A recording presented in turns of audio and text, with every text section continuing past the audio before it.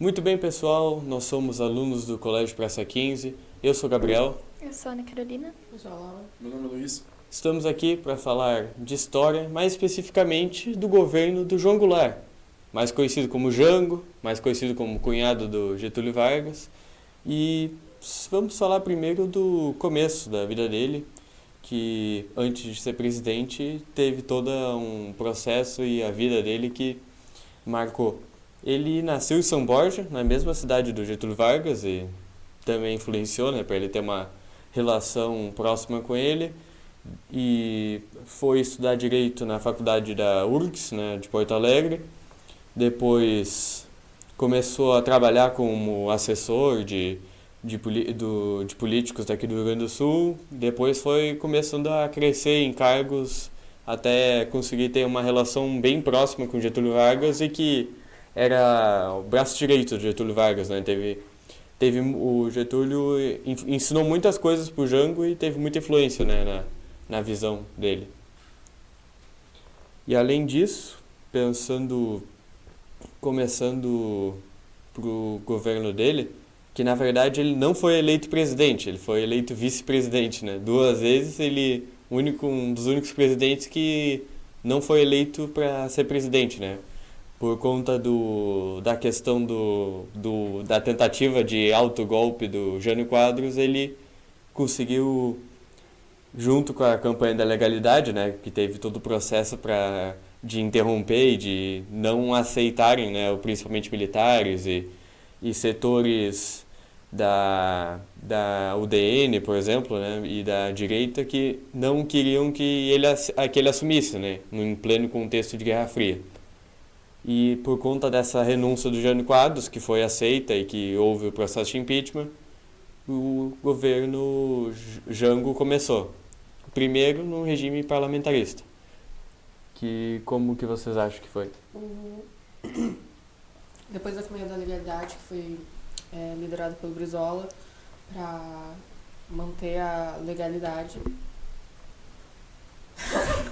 Para manter a legalidade da Constituição do Jango, do vice-presidente, assumisse, porque quando o Jânio Quadros renunciou, o Jango estava numa visita diplomática na China e os militares queriam impedir a posse do Jango, principalmente porque ele estava fazendo relação diplomática com a China e se considerava todo o medo do comunismo ali.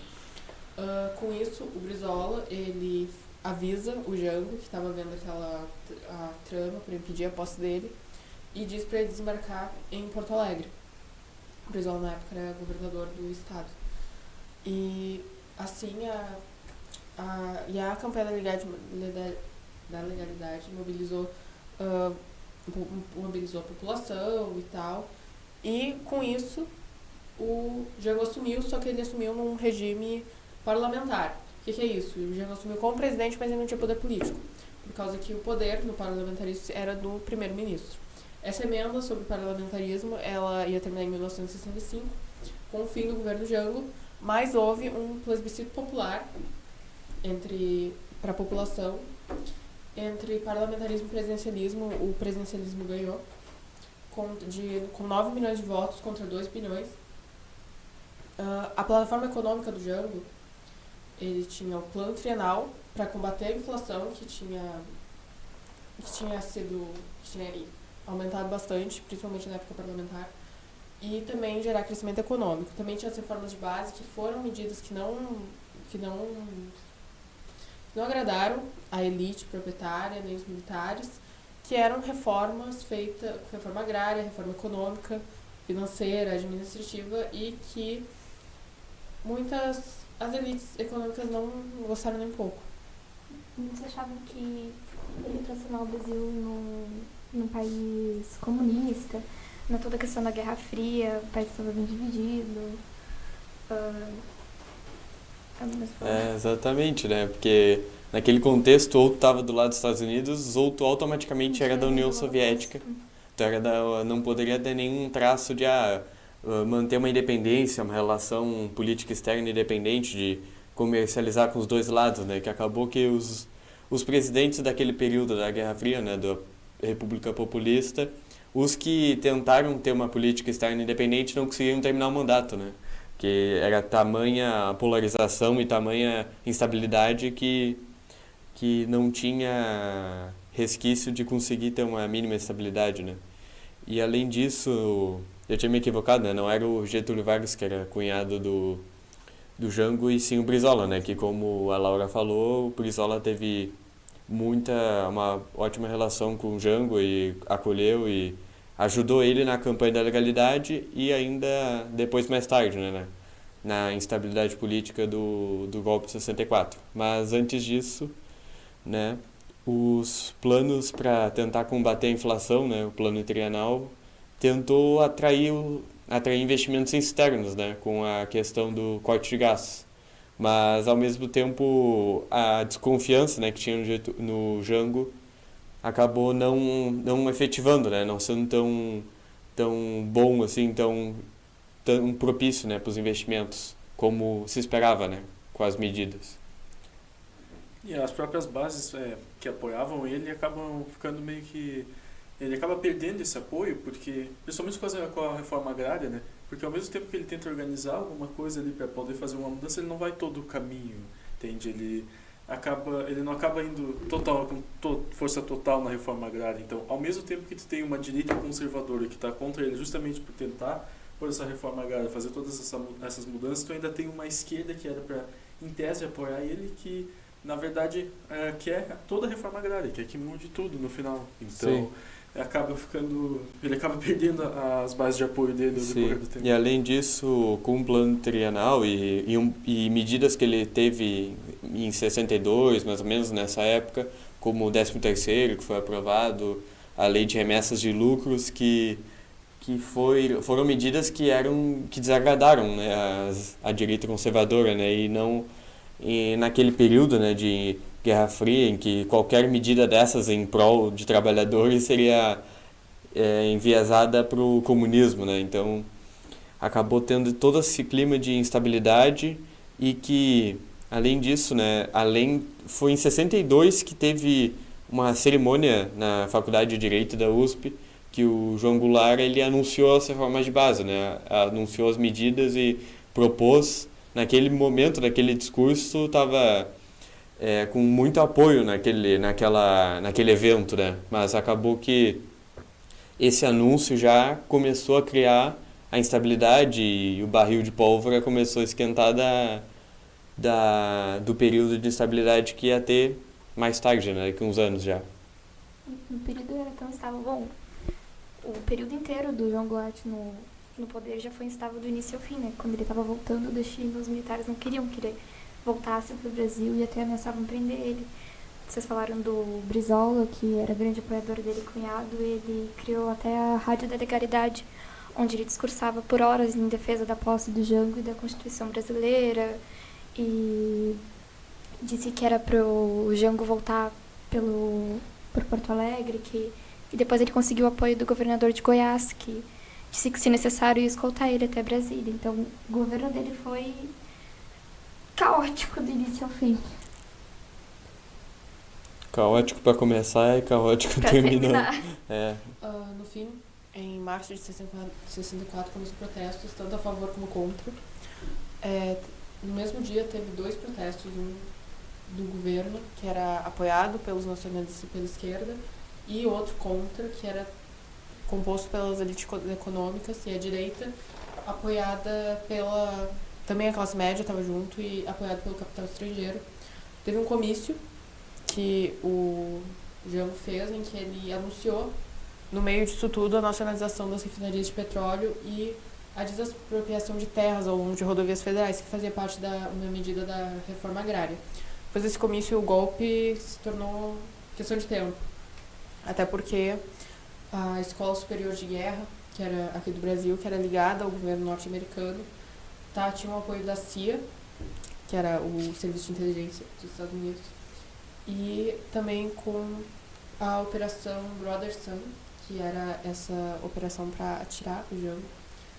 E com isso também um evento muito importante, um tempo antes do golpe de 64, foi a Marcha da Família com Deus pela Liberdade, que era um protesto contra o Jango e contra tudo que ele representava, tava Pedindo... as reformas de base, Sim. contra a reforma de base, enfim, e dizendo que não queriam comunismo no Brasil. E aí nesse protesto já tinha cartazes, intervenção militar, né? E aí já estava dando a brecha e, em tese, o respaldo popular para ter o golpe militar, né?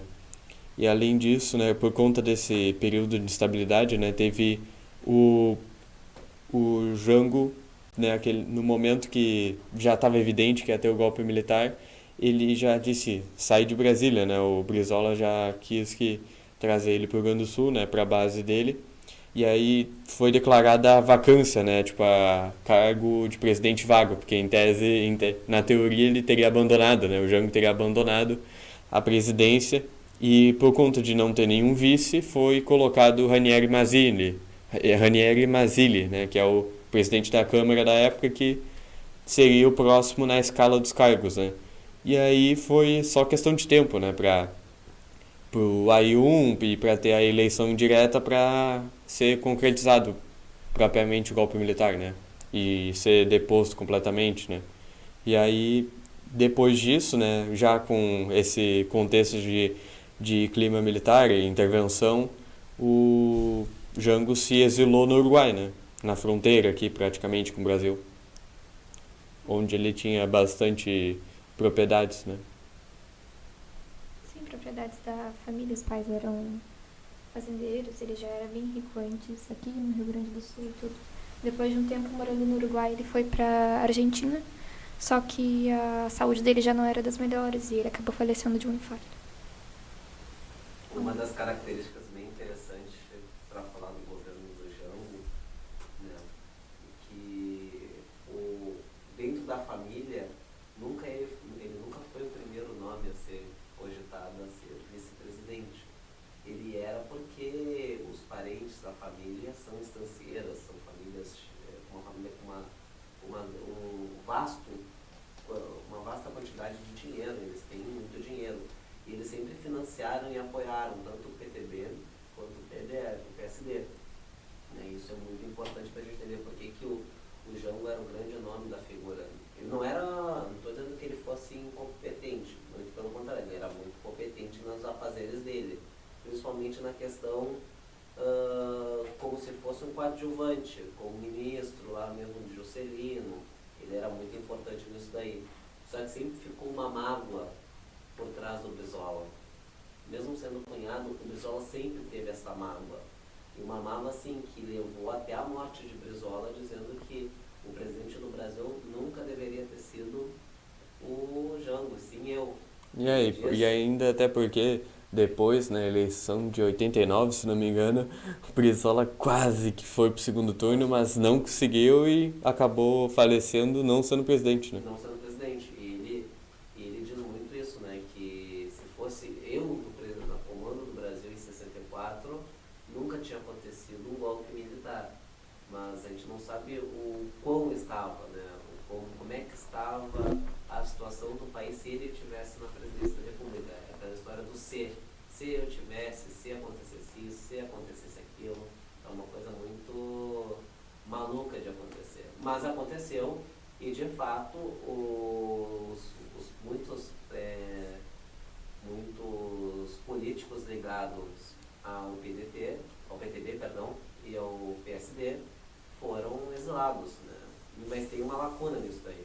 Essa questão da lacuna, a gente já vê, quando a gente começa a ditadura militar, a gente vê que existe uma lacuna de 10, 12 dias entre o início das prisões até definitivamente um vácuo de tempo que assim, a ditadura militar começou dia 1º de abril e logo em seguida já começou as prisões. Não, tem um vácuo aí, e essa lacuna de tempo, muita gente fugiu. Um dos casos é o próprio Jango. O Jango, ele era para ter ido a Porto Alegre, ele foi direto para Montevidéu, para depois recuar ali para a região onde há divisa com o Uruguai com o Brasil, ali no Rio da Prata, no Rio do Uruguai. E isso daí é muito interessante a gente ver isso daí, porque a gente vai olhar e vai dizer o seguinte, por que ele não ficou? Se ele ficasse talvez em Brasil, o Brizola talvez desse início a uma nova campanha da legalidade. Só que desta vez não Uma teria guerra tanta civil força. ali, seria uma guerra Só que eu acho que não teria tanta força porque o Comando Militar do Sul era um que estava muito articulado a tomar alguns portos e algumas praças principais, principalmente Porto de Rio Grande e aqui a capital, né? Porto Alegre tinha uma tropa vindo da região central, um exército, né, do QG central do país, do estado, indo em direção ao capital para tomar os portos, que são os principais meios de comunicação do comércio, já estavam sendo tomados pelos militares também. Então isso daí já mostra o seguinte, olha, será que o Brizola teria tanta força nisso daí? Então, é uma questão muito interessante se debater isso daí, não é dizer quem está certo ou quem está errado. O Brasil é um modelo cíclico. Vocês falaram de marcha pela paz e pela família, a marcha dos trabalhadores. O Brasil é um ciclo. Não acontece isso sempre? Está sempre acontecendo. Muda o quê? O estandarte principal, a figura que está no poder. Mas é sempre a mesma história. Ou uma luta pelo direito assim, ou a luta pelo direito assado. Mas a história é sempre cíclica. E aí dá um golpe, e aí tem golpe. Como se a gente pudesse botar um funkzinho bacana, é golpe em cima de golpe. O Brasil é um golpe em cima de golpe. É. Né? Não, de descontrair, né? É Sim. golpe em cima de golpe, mas é isso daí. O Brasil é isso. A história do Brasil é isso. A gente só tem que se ligar qual golpe está sendo dado em qual golpe. Essa é a ideia. Né? No momento que a gente souber, eu sei disso, eu sei disso, as questões ficam muito fáceis. Né? Os exercícios ficam fáceis isso daí de entender. Né? Mas é isso daí. É bem isso daí mesmo. Valeu, muito obrigado por assistir. Valeu. Obrigada.